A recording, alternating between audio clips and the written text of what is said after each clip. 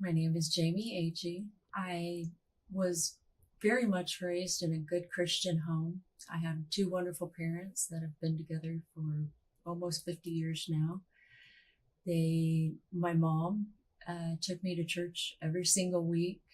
Most of my family went to church with me, my grandparents, and they tried their best to lead me in the right way.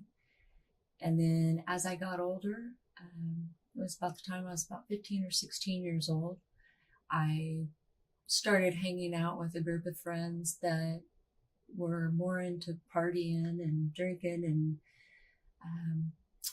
a lot of the girls that I knew were having sexual relations with their boyfriends and things like that. But I actually didn't get into that so much until later on. When I was 22, a previous boyfriend had, I guess, played a dominant role in my life, and he convinced me that dancing at adult clubs would bring in a lot of money, which unfortunately a lot of that money went to him. So I was basically making money for him, but I just wanted him to love me and for who I was. And so me going along with continuing to be a dancer and giving him all my money was a way I was showing him that I loved him. And I did what he asked me to do because I didn't want him to leave me. Later on, I ended up breaking up with him. And about when I was 21, I had met another guy who was 9 years older. I met him at the dance club, and he seemed like a good guy at the beginning. And then he started becoming very dominant. And I'm usually a pretty passive person. I kind of go along with what I'm told to do. And again, I really liked him, so I did what he wanted me to do. My family knew that I was in the dance scene. I was leading a life that wasn't going pretty much anywhere.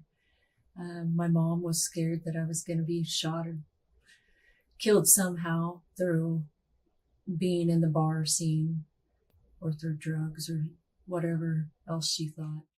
My father has always been around, good role model, hard worker, but he's a very quiet man. My mom's more of an extrovert than my dad is. Not a bad guy, just very quiet. And maybe that's why I was drawn to the more dominant men. Taught me how to hunt, taught me how to fish, trained me in volleyball. Both my parents did, very active in volleyball. Good guy, just worked a lot, and he'd get home from work and slept.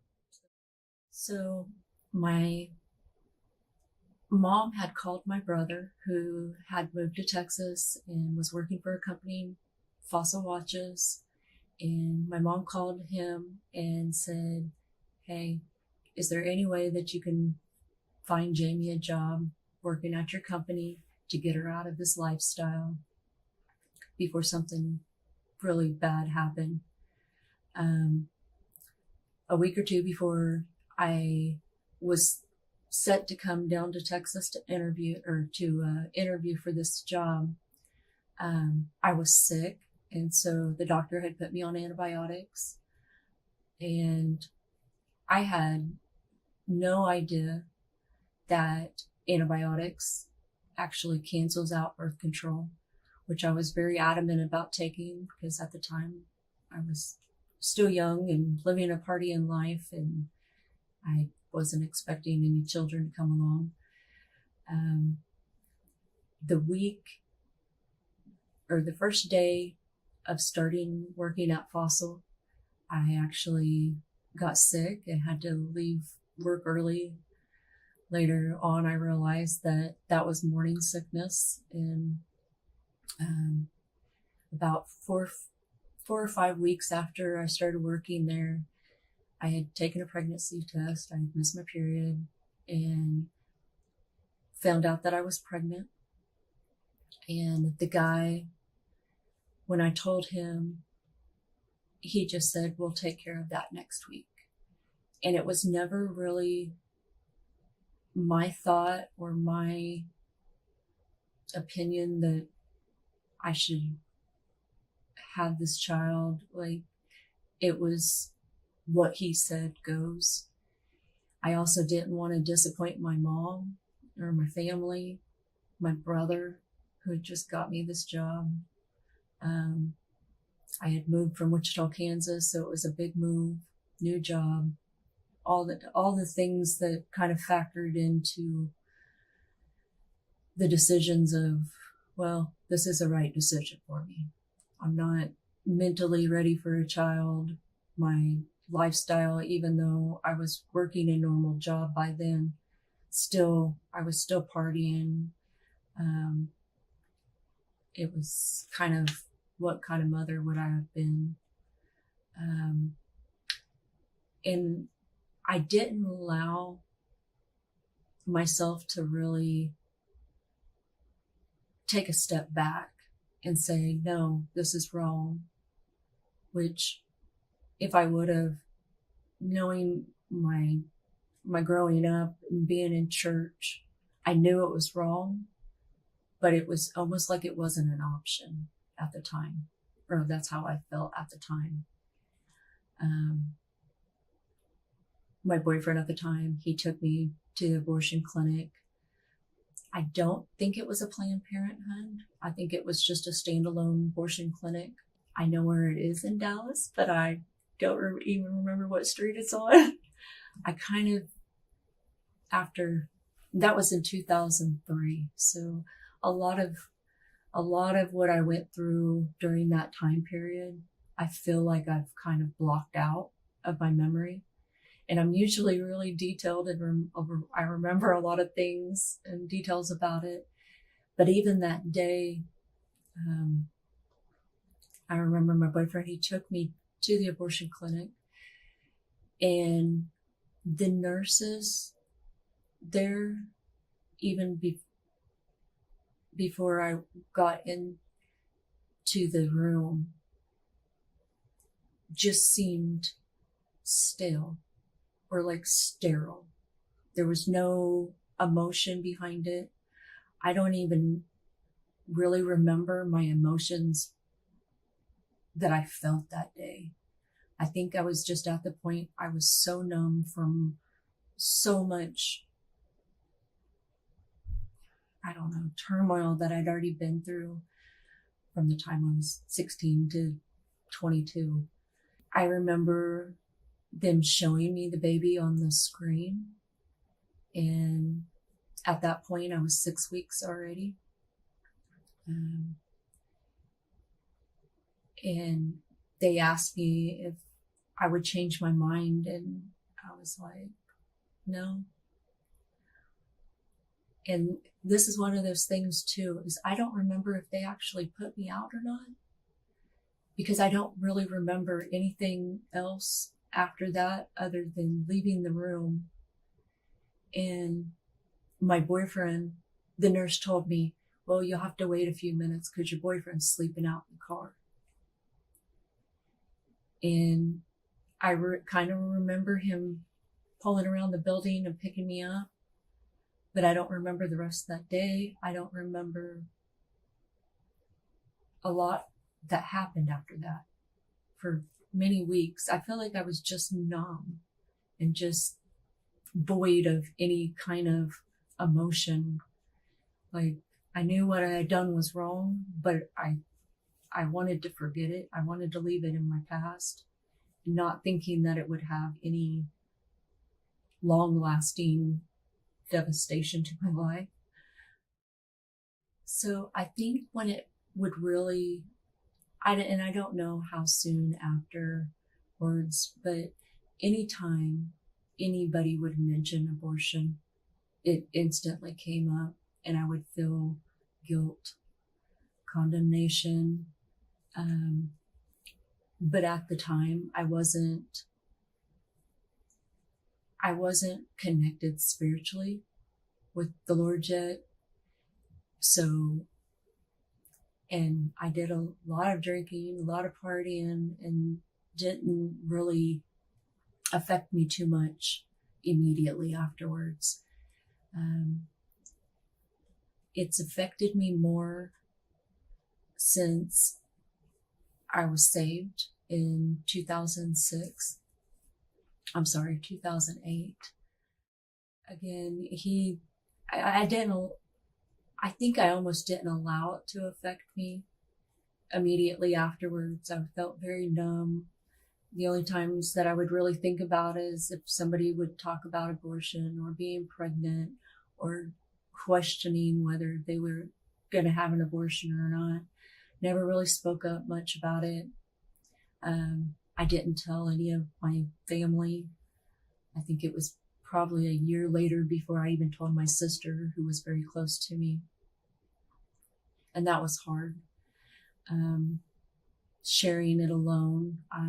There was probably maybe only one or two coworkers that I worked with that knew about it. Throughout that relationship with my boyfriend at the time, he started getting a lot more aggressive. We'd get a lot more fights. Probably at that point, I didn't respect him much after that. But again, I wasn't spiritually grounded at that point in my life. I think it was a year later, I actually ended up having to go in for a major ear surgery. And thank God my mom came down from Kansas, because my mom, when I woke up, told me that he was hungover and sleeping at his apartment. So he wasn't there. But when I first started working at Fossil, I had become friends with a guy named Robert. And it was interesting. We became really, really good friends.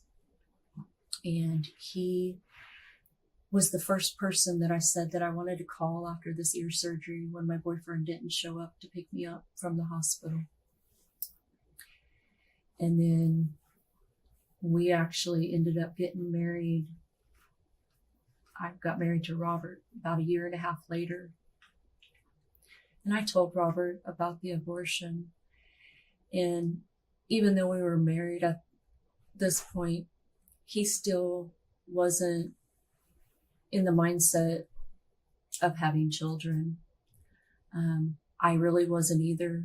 I didn't think about having children until I got baptized in 2008, May 14th. About 4 or 5 months after I'd been saved is when it really started flooding me with the guilt and the condemnation that I was feeling. I was going to church a lot more. Within the church, they would talk about abortion and, that it was murder.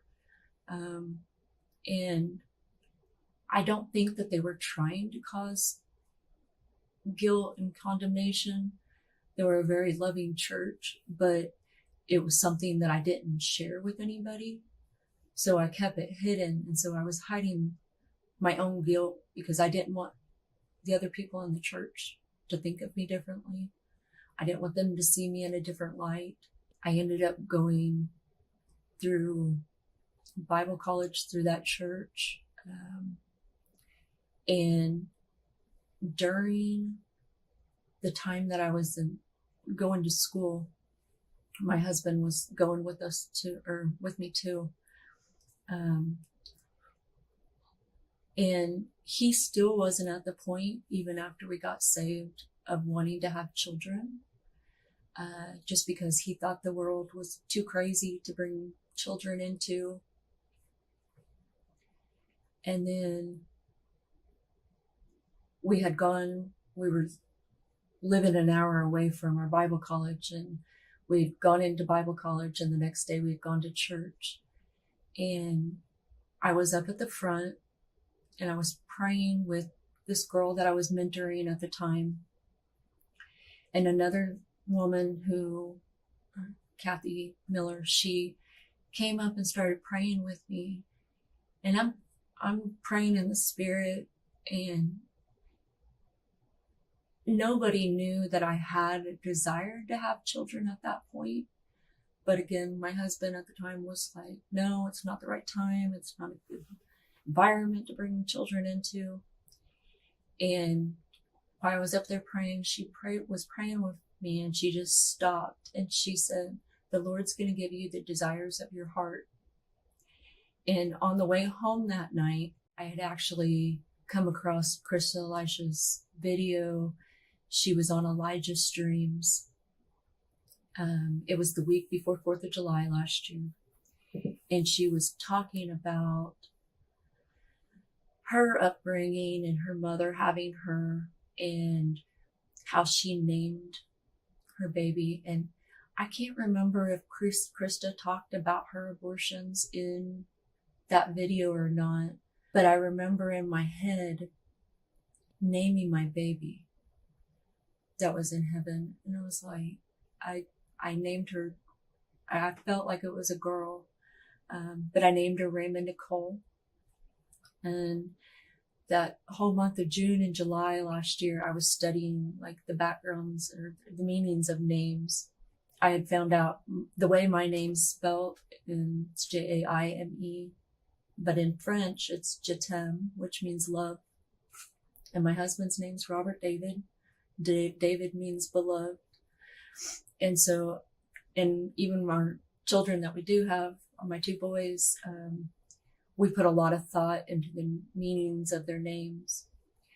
And so when I named my little girl Raymond Nicole, reading the word is how, and not just reading the word, but devouring the word every single day,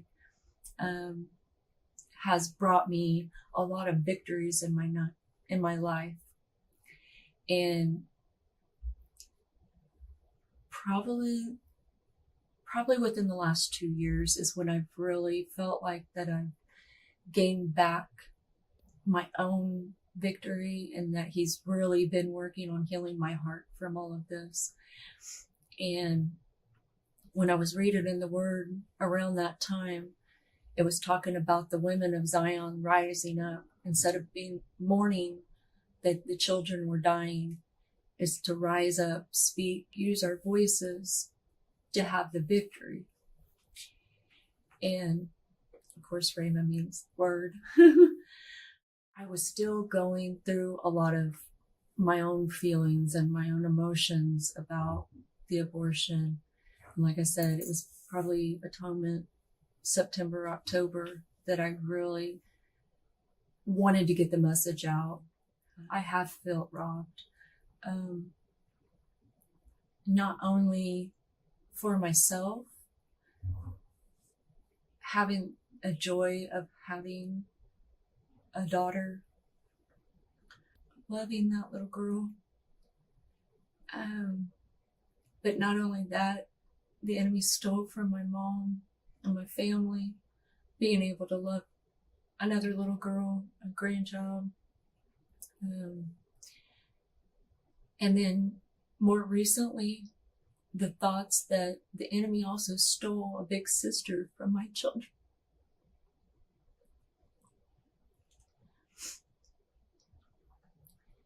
And I actually had the privilege of meeting Krista Elisha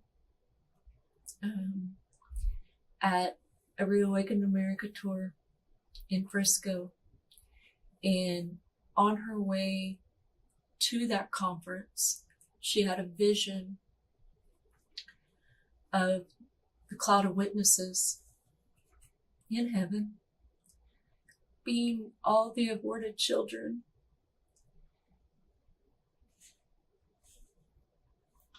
And them crying out, telling us, fight for us, don't let this happen to more people. No. Let them know that it's not something that you can ever fully put out of your mind. Don't let the enemy continue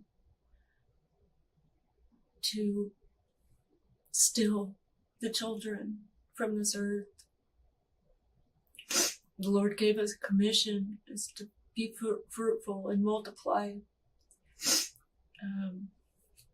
And knowing that they will miss out on so much. If I could talk to my younger self, I think it would have been, don't allow the enemy to lie to you. Don't allow the enemy to manipulate using other people or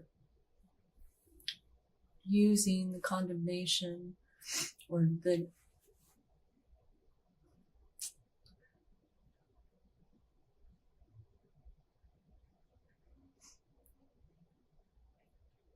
don't allow yourself to be controlled by a man. It's interesting. I actually had the opportunity to talk to my niece. She got pregnant out of marriage, and she was asking me, and of course she had known about my abortion, and she said, if you were me, or if you could go back, or if you got pregnant again, what would you do? And I told her I would not wish the hurt on anybody else ever. And I'm so proud of her because she ended up having Hezekiah. He's the most precious baby. And I actually think about my baby in heaven every time I look at him. Every time he smiles, I just think Raymond's smile at me. For speaking life to my niece. And I don't know if I'm the one that changed her mind about having him, but I hope that I had some kind of effect on her decision. I cherish that little boy, and if mine would have been a little boy, I think that he probably would have looked like little Hezekiah. But, and I actually recommended his name to her after reading the story of Hezekiah, because he was a king that brought his nation back into godly morals and stopped a lot of the evil and corruption that was in the nation at the time.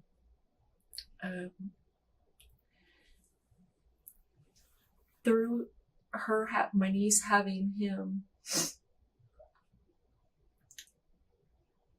through me speaking out about the devastation and the loss that I've had, the Lord has been healing me every single time that I speak life to somebody else about it. If I share my story, I've been given a freedom. And just recently, I had gone on an interview, and people were talking about the excitement of Roe v. Wade being overturned. And I remember that day, I was outside watering my plants. My husband came out, and I started dancing with the water hose. I was so excited because I knew that would mean less women would not have to experience and go through all the hurt and pain that I have. And then, so during the interview, they were talking about how everybody was so excited about the overturning of Roe v. Wade, and I was definitely excited. I didn't want anybody to go through the hurt and pain that I experienced, or the guilt and the shame behind it that the enemy had continued over 19 years to put on me. I had also, at that moment, whenever somebody was talking about Roe v. Wade being overturned before it happened, the enemy kept lying to me and telling me, you're a hypocrite. Was it okay for you to make that decision way back when, and it's not okay for somebody else to make that decision? But it's just a lie from the enemy that he wanted me to continue to feel guilt and shame from it. And I still, up until 3 weeks ago, had not told my mother. I didn't want to bring her sadness. I didn't want her to be disappointed. And during this interview, I felt like the Holy Spirit just kind of put me on a spot, because Krista actually has been asking me to do an interview speaking my story since December, when she told me about her vision of the glory cloud. And I kept putting it off because I hadn't told my mother. I didn't want her to find out from an interview or somebody coming up and telling her and hurting her. During the middle of the interview, we were talking about the overturn of Roe v. Wade, and then the girl, Leah, that was leading the discussion, stopped, and she said, I feel like Jaime has something to say. And it was the weirdest thing, because my husband looks over at me and he goes, can you say this up without crying? And I said, I don't know, because every time I do usually tell the story, I end up crying. Come to find out, he didn't even know what I was about to say. And I released my story nationwide, thousands of viewers, even before I had told my mother still. And, but after that interview, after I got done telling my story, even the people that were on the call, I knew that they were Christian because they were loving and supporting. But there was more than that. It was a freedom that I felt. I felt like the final chain had been dropped and fell at my feet. And I could feel him filling that hole even more. I know that hole won't probably ever be completely filled until I get to heaven and I see Rama. But it's like he reached down and put a diamond right in that hole.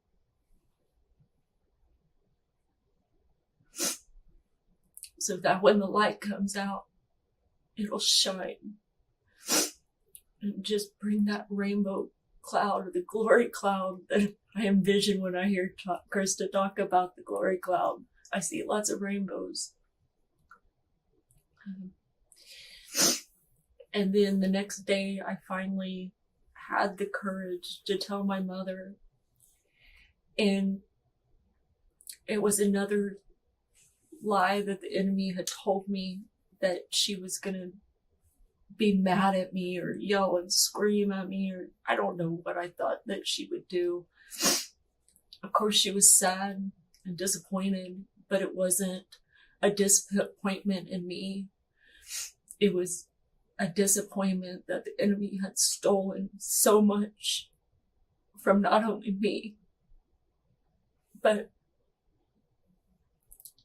honestly, I feel like the world. Like, who knows what Rama would have done if she would have had a life and been born, and what kind of mantle she would have carried. What would she have done for the Lord? here on earth. And it brings me a lot of comfort and healing when Krista talks about that if we have children after our abortions, that they carry on the mantles. And I'm seeing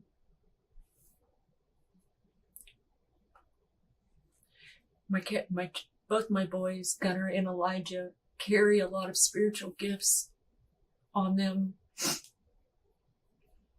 And I feel like that's another way the Lord is showing me and healing me, that even though Raymond didn't have the opportunity to walk here on earth, that he's living out her purpose through my children. And it brings me a lot of joy and happiness that I missed out on. I'm sorry that I listened to the lies. And I feel like the Lord's already told me that she does forgive me. I think Raymond would like the world to know to choose life. God can work through every type of situation, problem. He can turn around any situation. Don't be fearful. Don't listen to the lies. Don't allow the enemy to destroy you and bring you the guilt that God never wanted us to feel that. I'd like to say to the men and also the families that are come upon the situation of a woman being pregnant, please do not encourage her to get an abortion. You do not have that control over her. You do not get to make that decision for her. Do not let the enemy lie to you too, that the situation cannot work out or that it's going to be a problem. He can work things out.